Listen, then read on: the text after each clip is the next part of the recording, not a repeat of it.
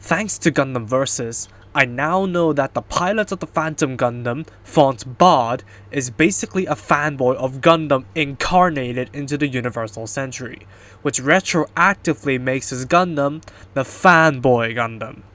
What is going on, guys? MJ2005 Gundam here, and today I'm going to be reviewing the P Bandai Robot Damashii Phantom Gundam from Mobile Suit Crossbone Gundam Ghost. But before I begin, this is the other Robot Damashii figure I bought for my 20th birthday alongside the Els Quanta, so do check out that review if you haven't already. Also, this is an associate video of the Robot Damashii Ghost Gundam coming down the line. Links will be up in the cards when that video is available. But without further ado, let's see what this ethereal entity has to offer.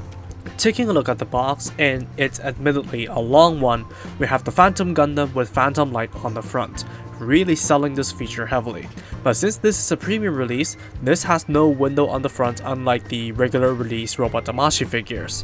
While the back has no cheesy quote, it has poses of the Phantom, showing off all its capabilities, and selling the beauty of the Phantom Light further.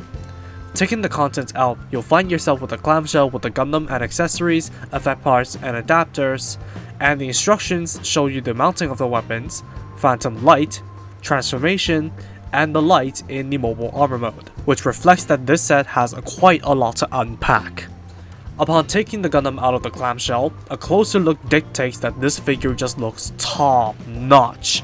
The main thing about the earlier Robot Damashii releases are the dodgy head sculpts, but they have hit the nail on the head for the Phantom. It just looks so spot on and proper, and the shiny golden eyes are also a nice touch as well. The rest of the figure's proportions are faithful to the original design, so nothing looks out of place. The unique color scheme is well reflected too, and while I'm not too big of a fan of it on paper, especially because it uses green as its main color, the Phantom knocks it out of the park. Utilizing maroon instead of red for the vents so as to not clash with the green, and utilizing white for the accents, the color scheme is broken up perfectly. Smaller details like the skull on the chest with its painted eye sockets and clearly defined nasal socket and teeth are represented wonderfully, so attention to detail is really high as well. If the slightly unconventional aesthetics don't catch your eye, the color scheme makes sure that the Phantom stands out amongst the collection. Standing at 14 cm tall, this is larger than your normal Gundam. However, since official sources have continuously refused to give figures on how tall the Phantom actually is, I had to resort to using Gundam Versus to compare the actual height, and according to that, it should be slightly smaller compared to the normal Gundam, but around the same height compared to the Extreme Gundam, which is paradoxical, but until they put out official figures, I'm considering it 1:144 scale until proven otherwise. Articulation begins with a ball joint and a neck joint in the head, so it can do the funky chicken, go up decently, go down very far, not so much side to side, and it can rotate a full 360. But because the ball joint is so tight, you can kind of hear creaking as you move, so do be careful. Now the arms can swivel out very far, they can roll along their ball joint, rotate. The shoulder armor is on a double hinge so as to move out of the way for the arm to move out perpendicularly. There is a rotation above the elbow, and a bend at the elbow that is almost a flat out 180, and there is kind of a rotation at the forearm, but I don't think that is meant to be there. And the wrists are on ball joints. Now the waist is interesting. Since this thing does have the transformation mechanic, I'm surprised to say that it does have a decent rotation. Not only that, it can perform forward and back crunches. Not any side to side though, but forward and back crunches for something that splits in half. That is very good in my books. Front skirts can move, side skirts can move, back skirts can move, and the legs, they do have a swinging mechanic so as to bring the legs forward. The legs can go forward themselves, go backwards, go outwards, pretty decent for a ball jointed leg. There is barely a thigh swivel, unfortunately, but there is a pretty good double jointed knee, a fully flat out 180, which is pretty nice. But do be careful of the kneecap over here. It's kind of easy to dislodge it if you don't grip it correctly. Now the ankle armor is jointed towards the side so you can move them all about, and the feet can move forwards and back, side to side, and fully rotate, and the toe can point down for the transformation. Now the wings themselves are on ball joints, so they can adjust them by rolling them on a ball joint, going up and down, forward and back, and you can open up this bottom flap if you so choose.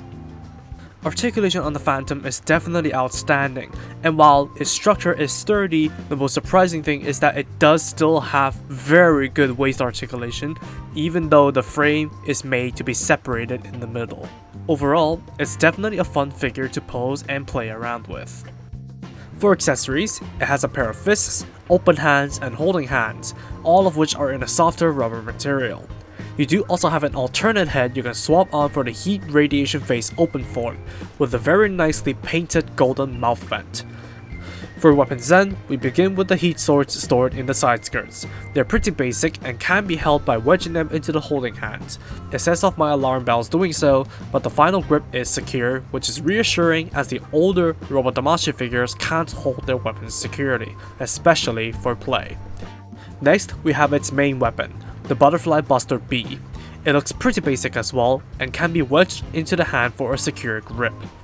Moreover, you can flip the handle up, rearrange the barrel, and plug in an effect part for its saber mode.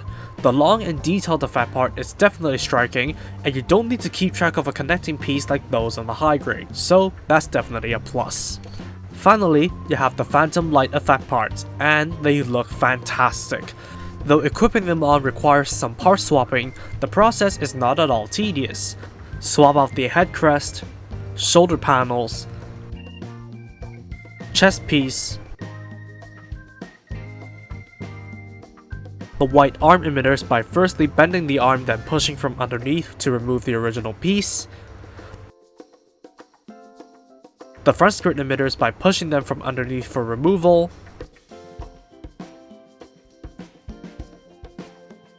the knee armor, and the backpack thrusters. Some parts like the side skirts and rear leg vents only require direct attachment, which makes the process simpler. Moreover, the swapped out parts can be stored in the cavity that contain the altered chest piece, so you can keep them in the clamshell if a Ziploc bag isn't your thing. Altogether, the process grants the Phantom a ghostlier appearance. The pink flames definitely give it that will-o'-the-wisp feel, and it definitely enhances its shelf presence a lot, though handling would be a hassle as the flames have sharp tips and they increase the chance for collisions to occur, but a small price to pay for an enhanced display. The effect parts also react weakly to UV light, emitting a purple glow, which is a nice touch. The Phantom Light enables the Gundam to use the heat swords as the flame swords. While most media depict the flames as normal orange flames, I prefer the use of these pink flames as it fits in more with the ghost light theme. There are special manipulators with the eye field effect parts that can be used to adopt a defensive stance, while doing the one thing that hack from G Reconquista does best. Instead of the normal blue associated with eye fields, they used pink to fit the aforementioned theme, which is what I do massively prefer. They aren't molded together though, so you can separate the effect parts from the hands for your own use. You can also equip the opened mouth head to make the Gundam look even scarier. To top it all off, there is an effect part that depicts the purging of the coolant cartridge, which is nice for the people who want it. And if aerial poses are more your thing, an adapter for an action base is included for that. Finally, this figure can transform into the Mirage bird form. Remove the front skirt and back skirt piece before tugging on the backpack to unhitch the head from the chest. Split the center of the waist in half and then swing everything up to cover where the head was. Swing the head assembly down, and then bring in the brace to lock in the chest piece before plugging the collar into the brace to lock in the head. Rotate the backpack upside down before locking them into the hooks of the collar, push the gauntlets forward, then collapse the arms onto the head and the shoulder armor down. Finally, raise the chest piece, reattach the front skirts onto the chest piece and rotate them forwards, rotate the back skirts, point the toes down, and adjust the backpack wings to your liking. Attach the custom adapter and prop it up, and you'll have the Mirage bird form. Honestly, it doesn't look like anything, and the odd looks may turn off some people, especially the exposed waist frame near the legs, but at least the process is simpler than I would have imagined, which is a good thing.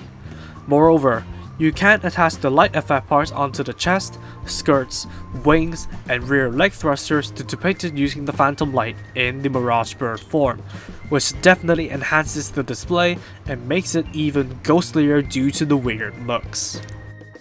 To conclude, it looks breathtaking to behold. The proportions look spot on, the colors are well implemented, and the attention to detail is off the charts. While the Mirage bird isn't for everyone, nor made the Phantom light, they were implemented perfectly and expand the aesthetic options of the Phantom Gundam further. There's nothing I could say, but it's an absolute masterpiece. As a robot Damashii, basic structural integrity is solid. However, the more notable thing is it could hold all its weapons securely, even those in the Phantom Light form, and while it has a transformation mechanic more complex to implement than to use, it isn't a frustrating experience in the slightest to transform it, and it holds itself together solidly. That said, the set implemented all features of the Phantom perfectly. Weapons are basic, but that's all it was armed with in the manga, so eyes are on the Phantom Light, and you could choose to partially or fully equip the effect parts depending on what you choose. The flames for the daggers and special hands with eye fields were also implemented for more play features. Coupled with the transformation, its robust accessory count can occupy you for a while. The price though, it's very high. The inflation of Robot Damashii figures caused it to be priced at 11,000 yen, and personally I don't think it's worth the price no matter what. But, judging by modern Robot Damashii prices, I could say that this is somewhat worth it as you do get a lot in this set. At the end of the day, it averages a 9 out of 10, so if you are willing to fork up the money to get one of these, it is definitely recommended for you. But if not, I'd recommend you hold off for the Ghost Gundam, as that is identical to the Phantom Gundam and then some. But that's basically all for me. Thank you all so much for watching this video. If you did like it, please be sure to drop a like, comment, and also subscribe for more Gunpla reviews, Gunpla news, and all that kind of stuff. Turn on notifications for future content alerts if you haven't, and I'll see you all in the next video. Hang loose and peace out.